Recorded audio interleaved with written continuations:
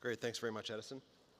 So last item on the agenda for this segment is the investment panel, How to Invest Profitably in the Changing Investment Climate. This panel is going to be moderated by Maria Smirnova, who is Senior Portfolio Manager and Chief Investment Officer of Sprott Asset Management. So please help me welcome Maria and the panelists to the stage.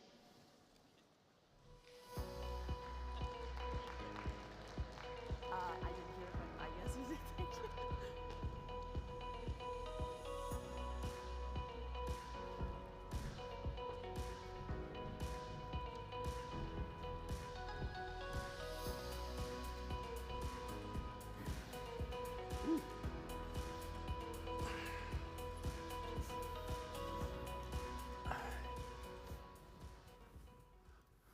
Well, I wanted to begin by thanking Joanne and her team for doing a fabulous job. This is my third year at this conference, and it's definitely bigger and better than the first year I was here.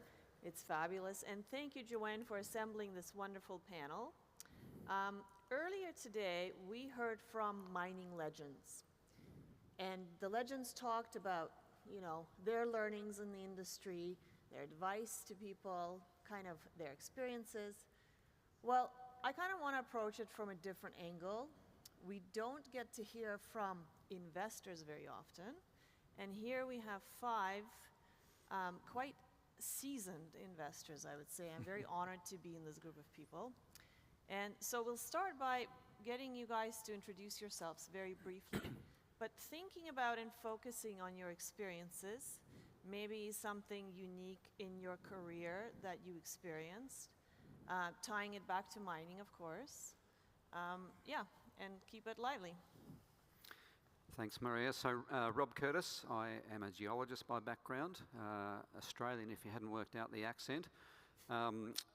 Work with a private equity group called EMR Capital now. Started my career in 2 halves. On one side of the table in corporates with Rio Tinto and other Australian companies, Oz Minerals, Oxiana, and lived and worked overseas in throughout parts of that, and then made the move to the dark side of private equity about 15 years ago. So I've seen the industry from both sides, and I sort of think now I've done the 30-year apprenticeship, I'm starting to work out how some things work in this industry. Okay, excellent. Thanks, Maria, and thank you, Joanne, for the invite. I, too, am a geologist for my sins, and later tonight, after a beer or two, my accent as a Newfoundlander will probably come out. So this year, I have a new hat as a private investor and corporate director. Up until the spring of last year, I worked with RBC Global Asset Management as a fund manager. I was in charge of the global resources there. There's around 4 or 5 billion, half of which was dedicated to precious metals. So I did that for 25 years, and I can tell you that the RBC had 400 billion under assets when I left, and it is very difficult to get the generalist on side. Hi, Gordon Bogdan. Delighted to be here, thank you. I began my career as a geophysicist, actually. Spent 10 years doing that, founded a company called Quantac Geoscience, and then transitioned into investment banking for about 25 years with CIBC, Rothschild, Newcrest, National Bank, and then Griffin Partners, which was acquired, and retired out of investment banking in about 2012, and so did a lot of board work, over a dozen mining boards, IM Gold, Royal Gold, and NextGen Energy was founding chair of NextGen, and fortunate to be part of a number of board transactions as well, company transactions, and then morphed into private equity as well with my own shop, Blackloon Group, and which has been a lot of fun. Was also chairman of Canada Mining Innovation Council, now rebranded as Rethink Mining, which also got me into the innovation space and looking at development of new technologies and applications thereof. So I'm now chairman of Verai Discoveries coming out of that as well. And I still stay a little toe in investment banking. I'm chairman of Origin Merchant Partners as well. So. Excellent. Michael? Yeah, I'm Michael Gentile, longtime investor in the commodity space. A little anecdote about my first commodity stock in like 97, 98, a microcap oil and gas company that went up 30 times. And after that, I was hooked on commodities for the rest of my life after you have that kind of experience. So I've always covered commodities, institutional investor for about 18 years. And then 7 years ago, I changed hats, a bit like Chris. I went into investing my own portfolio, private investor in junior mining companies. So I'm on about 6 boards, then I'm a significant investor in about 25 junior mining companies. So help on financing, strategy, creating real shareholder value in the space. And then 3 years ago, got back to my first love, which is institutional management. I co-founded Bastion Asset Management with a couple of former partners of mine.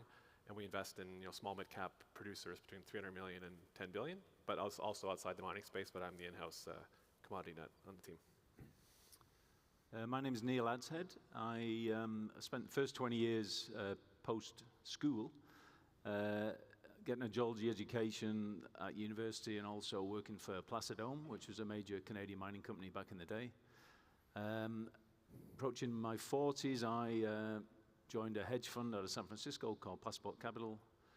Caught a bull market, which was always great fun, and then I joined Sprott, and I worked various roles at Sprott for basically close to 10 years. I left Sprott a couple of years ago, and I'm still really on the buy side in a way. I have various contract roles with buy-side funds, but 50% of my time is working with a Canadian gold mining company that has a lot of cash and not a lot of growth. So I'm kind of having a bit of fun spending some of their money investing in junior mining stocks, but from the point of view of a corporate rather than from the point of view of trying to make money out of the shares. Excellent. So what I'm hearing, there's a lot of experience in this panel.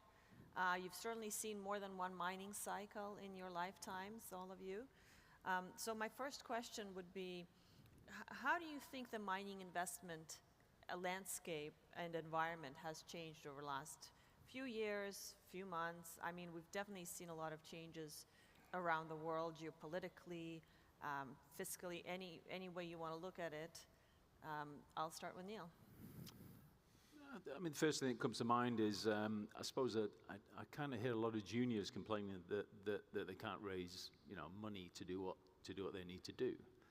When I first joined the buy side 20 years ago, the juniors would generally call their favorite broker, raise me $5 million in a week, and they would generally do it. And I find the juniors today are kind of struggling. Especially the Canadian brokerage community doesn't seem to raise the capital as easily as what they used to. We could probably debate for the next half an hour as to why that may be. I don't think there's a shortage of capital out there at all. It's just those sources of capital have changed, and just getting access to that capital is become different. So I suppose the juniors need to change the way they find the capital, because there is still a lot of capital out there, including for myself. I'm working with this Canadian gold mining company that has basically $1 billion Canadian sitting on their balance sheet, which is close to 50% of their market cap, and they're desperate for growth. Yeah, I was going to say the same thing, different twist on it though. Yeah, I would say the starvation of capital in the junior resource sector, like the sub 100 million market cap companies, juxtaposed against record high gold prices, record high cash flows for the majors. I've never seen a cycle like this where you have starvation of capital providers for the juniors versus the industry being so healthy. Typically, you'd see this kind of environment at the lows where the big companies are upside down, like you saw in 2015. So that's a major issue. And I'd also say the massive expansion in the permitting timelines for projects probably have a factor to play in that, and that's probably changed the last 15, 20 years. It's got harder and harder to move projects forward in kind of tier 1 jurisdictions. So that capital starvation coupled with the ever-expanding timelines to permitting is probably the two things that have changed the most. It made it more difficult actually to invest in. Right, and of course, if your permitting timeline is longer, that means you need more capital to push. Correct, and your net present value is worth a lot less. Exactly. In that sense, yeah. Okay. And one of the things I've observed over my time in the industry is just that we tend to have found a lot of what can be found that's rather obvious, and like where do we go now? And like peak exploration dollars were spent, and there's lots of surveys that show this. We peaked around 2010, 2012. And expenditures have fallen off after that. Same with discoveries. Yes, it's correlated with number of expenditures, but we tend to have a lot of old projects crop back up again under new ownership, new management, looking at it the same way and trying to get more money to come back in on it. It never had a return on investment exploration dollars before, and now you're trying to get it done again. This industry, guys, we've not had a terrific return on exploration dollars for the last decade. We've got to be looking for things that are new again, and they're still out there. There's things undercover that we've got to look at, looking at new technologies. There's a panel tomorrow on AI and how that can be used in exploration. I think we've got to be looking at how to find new things to perpetuate this industry. You know, the best place to find a mine is next to an existing one, of course. I'm talking about that additional thin edge of the wedge in exploration that sustains this industry for the next 50, 80 years. We've got to be a little bit smarter about it. So, Gord, you don't agree, I guess, that if the gold price, for example, goes up, we can't rework a project because the new metal price makes it work all of a sudden? When gold price goes You'd rather go somewhere else and look. We've seen, this is, we're stunned here, it's sitting here, record time, and yet investors aren't flowing into the junior space. Selected areas, yes, of course, but... So I think you're saying we should be smarter about where we look and the projects we actually push forward, right? Given these challenges of permitting and financing, et cetera. I think investors are just, guys, you're just showing me the same stuff that you showed me 15 years ago. It didn't make a return back then. Don't show it to me again. To me again, okay. Yeah, as I mentioned on the generalist side, you know, if you looked at the last 6 cycles, like when I started in '82, I was a geologist. You know, golds were up 100%, and then '92 to '96, they were up 150%. Then the super cycle in 2000 to '06, 250, and then global financial crisis was 280, and then the last 2 cycles, it did seem like in say 2017 and 8 to 20, and gold peaked at 2050 there, that we were starting to get you know, really good capital allocation. The M&A was actually made a lot of sense. I disagree on looking at old deposits, like not, you know, point blank, but often if we go back and look at them in a different way, people have made them work, and not because of the gold price. So I do think in this current cycle, it's amazing too, if you go back to the last 3 cycles, the gold price is up 100%, and over time, the gold stocks have gone up like 150 to 200. So this current cycle, people are lamenting, but you know, I think we have a new crop of mid-caps that are actually doing a very good job and becoming like mini Agnicos that are able to do exploration themselves, buy assets, and deliver. Unfortunately, we still have this CapEx overrun that's hitting the industry.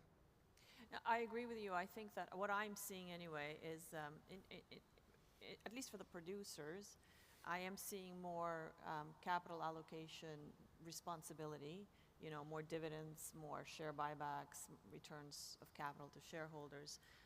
I do think that a lot of management teams did get that message from the last cycle about being more diligent with M&A, all of those good things. But I think it's still tough on the lower end of the market cap spectrum for companies to sometimes raise money, et cetera.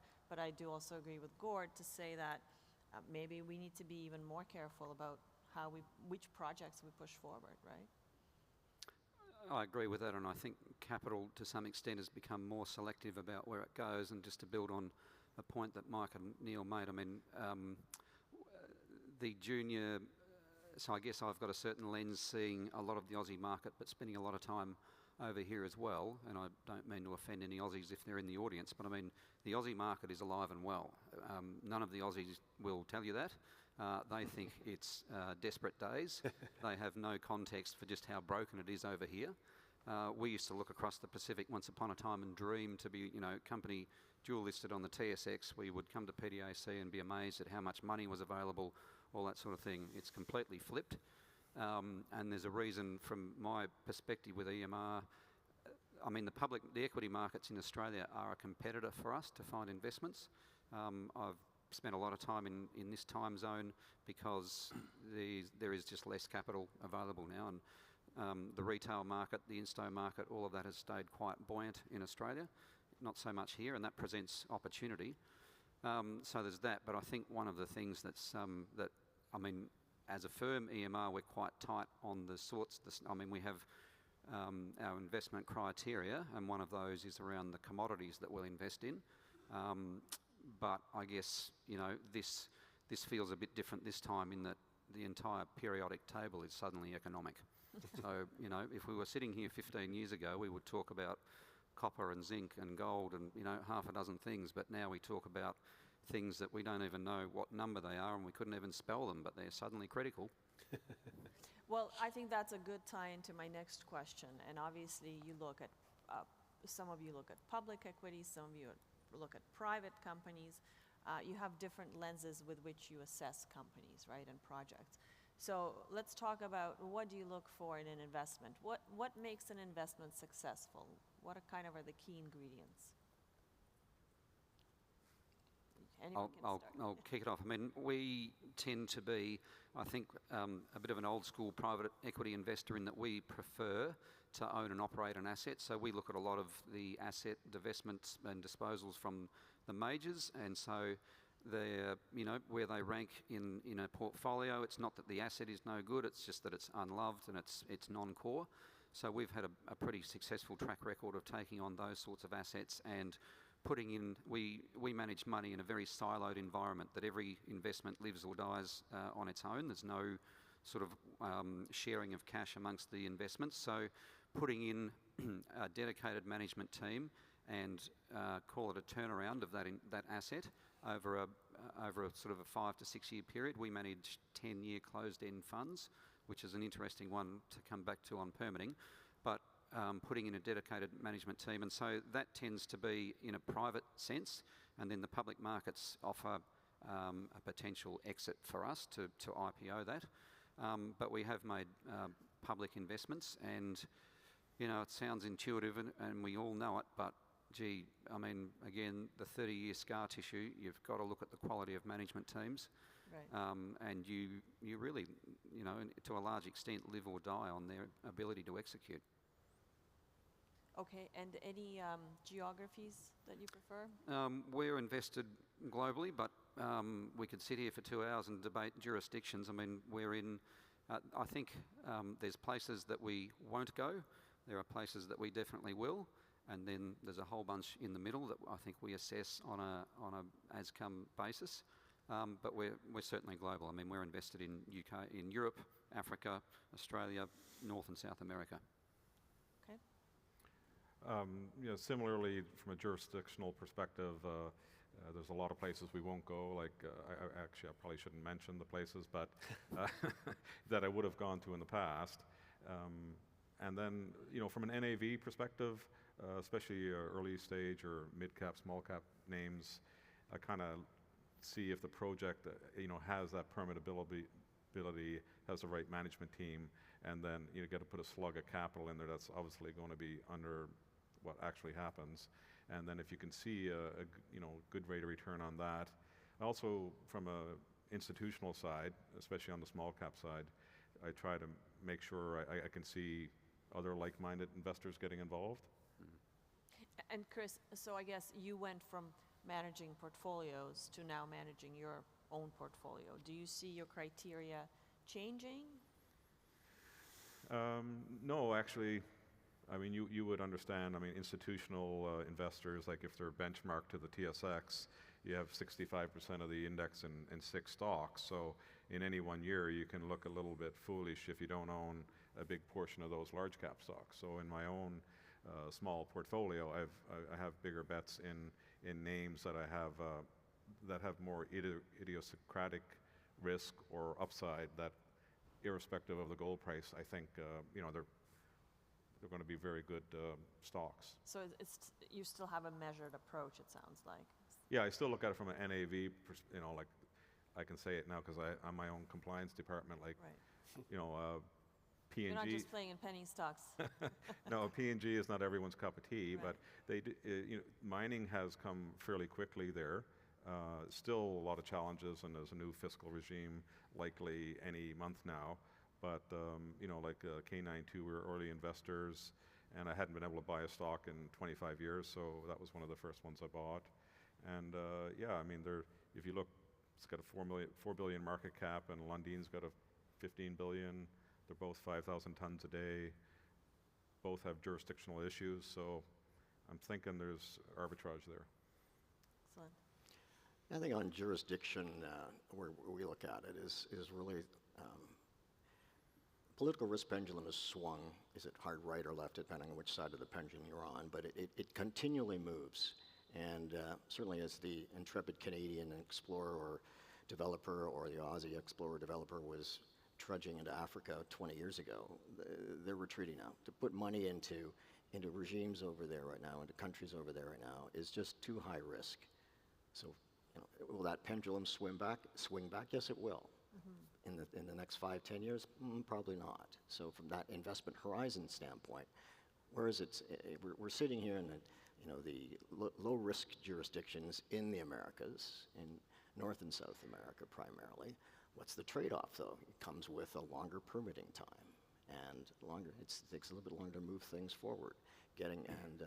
Looking then importantly at who's the team. It comes down very much for us always looking at the people behind it. Have they done this before in this jurisdiction? Do they know how to move things forward? Can they take it from advanced stage through feasibility and then into project build, which is the biggest risk area?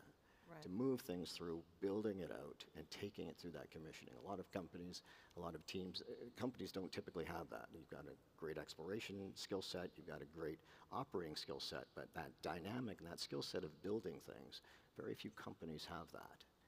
And once you've got it, you want to keep that team active. And 3 or 4 years on one project, then move it to another one. But so for us, it's really looking at that management team. Have they done it before? Will they do it again? The other thing is that, and they have that cost discipline. And discipline's a specific thing that we look to keep costs down. Here we are again. This industry prices go up, and it's all of a sudden you're spending money again. Prices go down, you're cutting off exploration, you're ratcheting down, you're letting people go. Prices up again, let's go. And we start spending. How do you measure that? Is that just from your knowledge of the people involved, or is there specific looking at track records, metrics? going in and just sitting down and talking and getting into the real nuts and bolts on an engineering standpoint, on a mine planning standpoint, on how you're approaching these issues. Talking with their, dealing with their whole supply chain. How are you looking at these things? No, I hear you, and in my meetings with companies, that certainly does come up a lot. Cost discipline is very important. And in the past, part of the issue we face with public equities and mining is that, like you said, whenever gold or any metal price goes up, costs go up, right? So how do you control that? How do you have that discipline? It's very important, I agree. Michael? Yeah, so as mentioned earlier, I wear 2 hats. Institutional equity side, we're producers, and my personal capital in the Wild West, a junior microcap exploration story. So maybe I'll frame how I attack that. So what I did is, I look at it as a venture capital portfolio. So it's very risky investing in microcap exploration stories or resource stories. So what I did is I set up 1% of my capital in each name initially, my available capital, 25 to 30 names, taking a venture capitalist approach, knowing at the beginning that only maybe if I'm lucky 4 to 5 will take it all the way to a mine. Very lucky, about to be a very high batting average. But reverse engineering, having invested in producers for 25 years, looking even at $10 million market cap, what are the attributes of a producer? And is there anything in this story that would prevent it from becoming a mine? So kind of trying to eliminate as many errors as you can possibly make it at the get-go. And a lot of things will still go wrong after that. What I love about the sector now being so depressed and having so little capital available is that you're able to get fantastic entry points at very low valuations.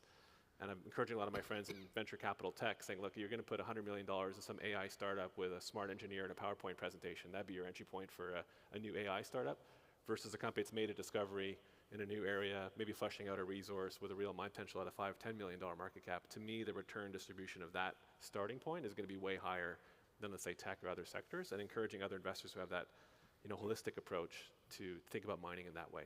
And so I think there's a real opportunity with the cycle that we're in and the valuations that we have to actually make some really fantastic returns, understanding that failure is the norm and success will be the exception. But the successes can go up 30, 40, 100 times your money, and that's how you can make a really interesting return. And that's a great point. You start small, and then as you see milestones being achieved, do you Correct. build on Increase those my investment, positions? exactly. Yes, Like okay. one financing, I'm a serial investor in the financings, the ones that are doing the right things, and the ones that don't do the right things, they quickly become a very small part of my portfolio and sort of And they just drop off, self-select out. So constantly keeping the portfolio fresh. I don't have any external capital, so the successes, the takeouts will fund the next wave of investments, almost like a private equity fund would do. And do you exclusively focus on exploration stories? No, or I mean, the production? market's so depressed that I can take a lot of the exploration risk off. Like I can, like literally coming out of the last downturn, you could buy a story in 2015 or 2016 that made a discovery in 2011 that had been starved of capital for 4 years. They hadn't killed the project geologically, but they had no capital to move it forward. in later parts of the cycle, you have to take more risk, but why go on the risk curve if you can have a project that has real potential at a much smaller market cap than a greenfield story that is taking more risk? So I like to be in that place post-discovery, and the market's still so weak that you can make a discovery and still not have to pay up to get involved in the story. Nobody cares. Yeah, exactly. Right. Neil? So if I remember rightly, the question was, what do I focus on when sort of evaluating investment opportunities? When I moved from being a field geologist to being an analyst in a suit in an office, working for a hedge fund, you tend to focus way too much on the geology. It was all about the geology. You could easily rank 10 projects, which ones are the best ones, which ones are the worst ones, and you'd often think, well, the best ones should get your investment dollars. So that was kind of how I morphed initially. And then I went through a phase where it was all about the people. You'd assess the people, how good were they at what they were doing, what was their experience, had they had success, did they know the jurisdiction. And I think I hopefully finally got it. Whereas what I tend to focus on now is a bit more holistic, and I prefer to focus on the business plan. So it's almost like, what are these people trying to do? And the main inputs into whether they can achieve that is, how good is the project? So you're still doing some geology. Can the people achieve what they say they're going to be able to achieve? And the key thing now, I suppose I've come to understand, is can they raise the money at a sensible price to achieve what they're trying to achieve? And if I can tick all those boxes and come out of a meeting and be confident that they presented a good business plan, it's achievable, they've got the money, and they have the ability to do it, that's the kind of stock that I'll invest in. On the jurisdiction, I think we've just gone through a period of peak globalization, and we're on the backside of that now. And when we had peak globalization, most industries and nations could just go in the public market, in the commodity markets, and they could buy whatever commodities they want. So we've passed that now due to the war in Ukraine, due to COVID, due to the trade wars, the tariffs we're seeing. And now a lot of countries and even states are starting to say, actually, we need to secure our own supply. So we're seeing a lot of governments sort of changing their tune. It's quite interesting.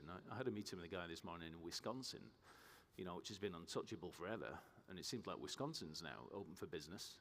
And last month I had a site visit in a great location. I had a site visit in France. I mean, come on, who's not going to go on a site visit in France? And apparently France has just completely revamped their mining law. Apparently it was almost Napoleon. It was older than the United States 1872 mining law. And France is open for business, weirdly. And it's all driven by this. France realizes for national security, they have to redevelop their own mining industry. And the French government, the French nation, is actually pushing mining. And you've seen this in quite a few. If you go to odd places that you didn't think was pro-mining, it's actually changing.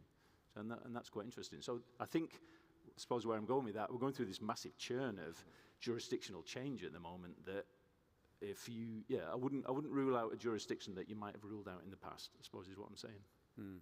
Yeah, and Neil, I just want to concur. I mean, Neil makes a great point, and I guess from our perspective, we have a thing that we call the rule of 9, and that's slide 2 in every pack that goes to our investment committee or exco, and it really goes through the criteria that Neil said. And we're too similar, but I mean, once upon a time, a geologist would only care about the rocks, but with experience, you learn that there are other things.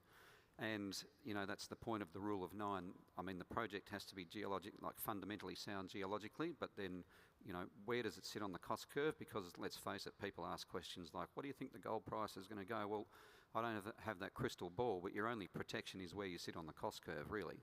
And so you go through those 9 things, and so some are technical, and then you get to jurisdiction and management team, and it is really about the ability of the management team to deliver an outcome within a certain time frame. And everybody here has probably got a different time frame, but from a 10-year closed-end fund perspective, 10 years goes like that. And then moving to the jurisdiction thing, if you are, people ask questions like, would you invest in Africa? Like, which bit?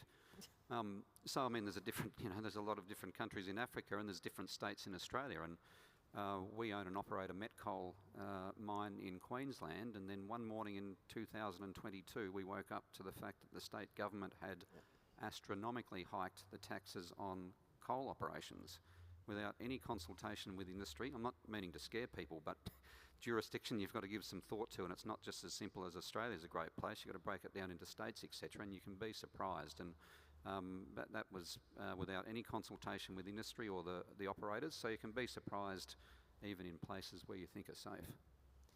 Okay, so we've talked a lot about different jurisdictions. We've talked about the importance of management and the ability to execute.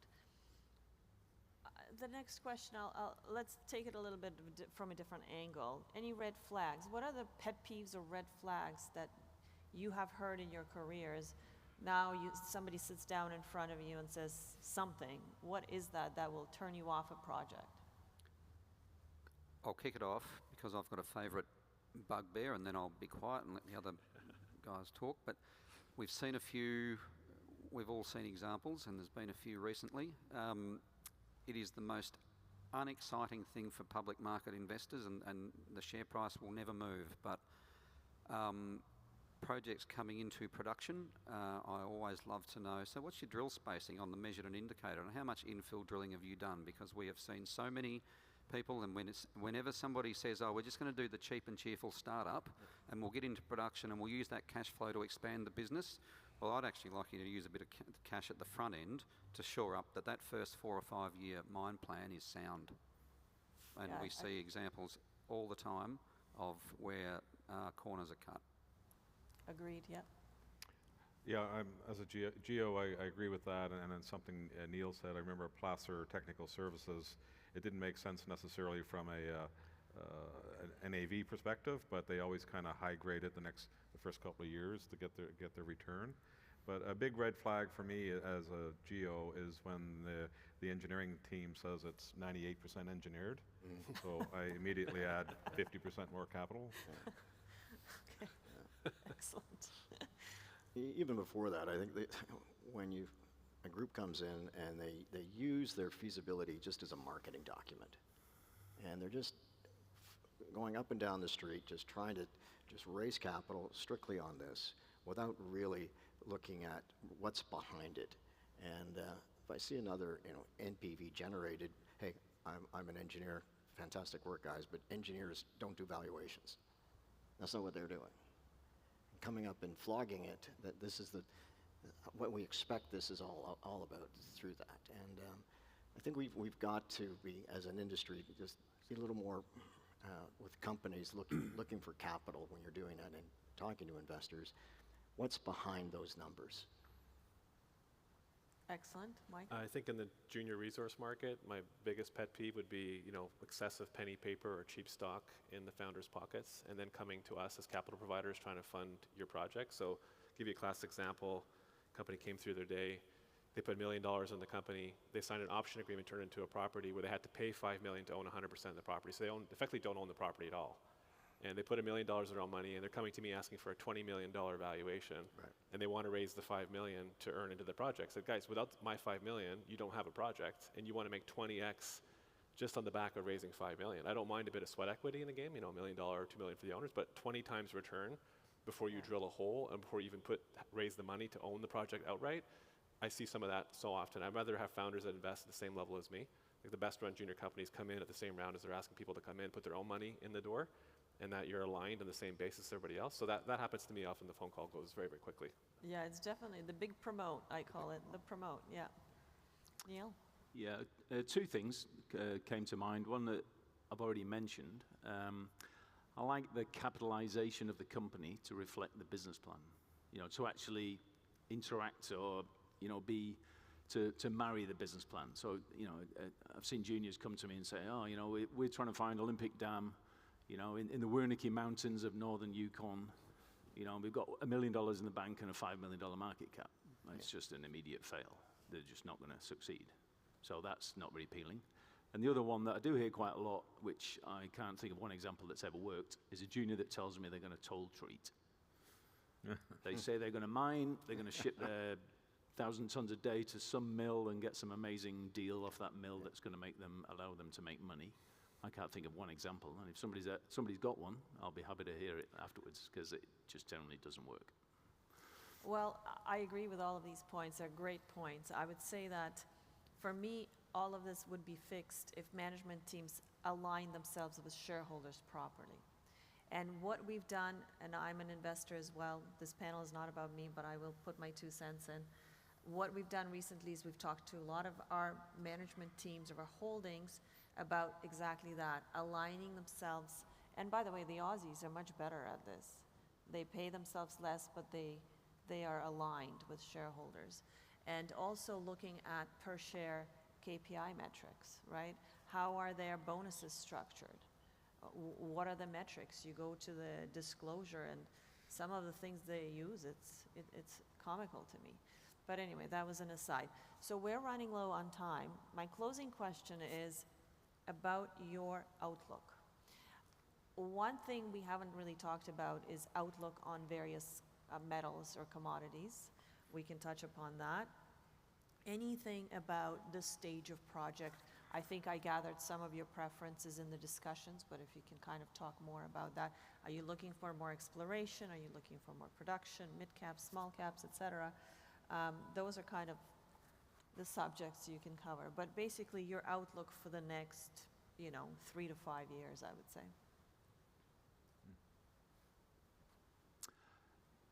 The corporate, from the point of view of the stage, I'll touch that one first. The corporate I'm working with, and it's quite interesting, they really do want grassroots exploration. They really do want groups that are doing genuine work. I won't mention any of the names that I've allocated their money into, but I'm really looking for top quality teams that are doing proper grassroots, back to basics exploration. We gave some money to put $6 million in a junior that I think they collected 20 to 25,000 geochemical samples in Ontario last year, and it's probably one of the biggest geochemical surveys in Canada for many years. And I'm giving them a round of applause, because there's very few juniors that are actually doing that. But I suppose where I'm going with that is maybe hoping there might be a few other good exploration groups out there that are a bit nervous about the market. They feel like they've got to go and get an old mine and drill a hole in the middle of it, and that's going to attract them money. But I think there is money out there for proper early stage grassroots exploration. I would completely agree with that. I always say a good project will find money. And Yeah. we see, there's not a lot of capital floating around, but the good deals do get done, and they are oversubscribed. So I'll just make one last comment. The junior I'm talking about, again, I won't mention the name as if I'm promoting it. That's now got 130 million Canadian dollar market cap. And it's what I'll stick in a bucket that I call a super junior. And I wish we'd see a few more of these groups. And by a super junior, I mean like a plus $100 million market cap junior that's focused 100% on exploration, and they're adequately capitalized. So they've got like a $10 to $20 million budget a year. That just allows them to get on with doing proper grassroots exploration. There's just very few companies out there like that. Yeah, I would say, coming back to what Chris said earlier, the disconnect between the gold price and the equities, the lag that the equities have seen versus the rise in the gold price. I believe structurally the gold price outlook is very good for the next 3 to 5 years. I'm not here saying it's going to 20,000, but I think the tailwinds are structural and real, physical buying, central bank, all that kind of stuff. So I'd say the disconnect from the producers to the gold price, and then if you want to go further down cap to the developers and the resource stocks, are really disconnected from the reality of the gold price. So I think there's a really fantastic multi-year cycle ahead for these equities. And as long as the gold, I'm much more bullish on the equities than on the gold price right now, because there's such a disconnect between the two. Well, I think that's an excellent point. Equities have underperformed in the last few years, many years now, but this year they're outperforming, 2 to 1, in fact. It's very nice to see that. It's been 3-4 quarters of sustainable margin Expansion and right. delivering on cash flow. I think that's going to start to filter more generalist money back into Let's the hope space. it continues. Gord? Yeah, our focus and view is very much on copper gold going forward. Gold it's not on anyone's critical minerals list. Every mineral is critical, and gold in particular is one that drives the mining in this country. There's more people working in gold operations in Canada than there are other mines combined. Gold in 2024 was $34 billion exports, the 4th biggest export of Canada in 2024. It's critical. We're not political minerals. We're actual all minerals. So that's our focus, and yeah, it's bullish on it. Always have been again, but it's looking at the margin, and it's looking at that cost structure. Comes back to that. We're not a manufacturer. We can't set the price of our product. We're price takers, so we can only manage our costs. That's how we can drive margin, is managing that cost discipline again. Yeah, as Michael was mentioning, like the last 4 gold cycles, the gold price was up 100%, and the stocks were up either 250, 150 or whatever.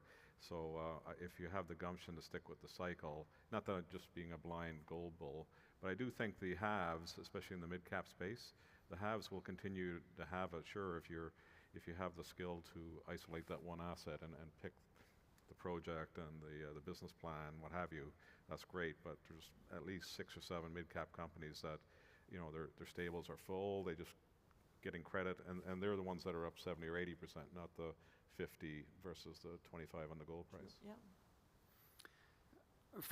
Don't mean to sound boring, and I'm just conformist, but at the risk of doing that, EMR manages 3 funds, and we've been fairly tight on commodities, but base and precious metals form the core of that. So I think going forward, there's no doubt that, copper is the one that I think we are most excited about in terms of trying to find opportunities to invest there.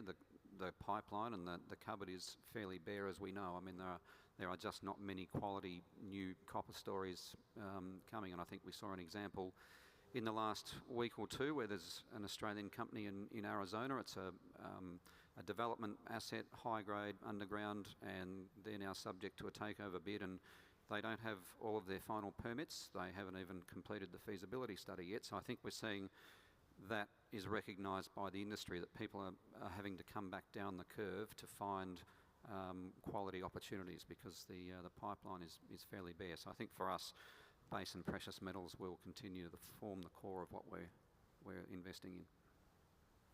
Excellent. Well, I think with that, I will close. Lots of learnings for me. Thank you very much. Thank you. Thank you.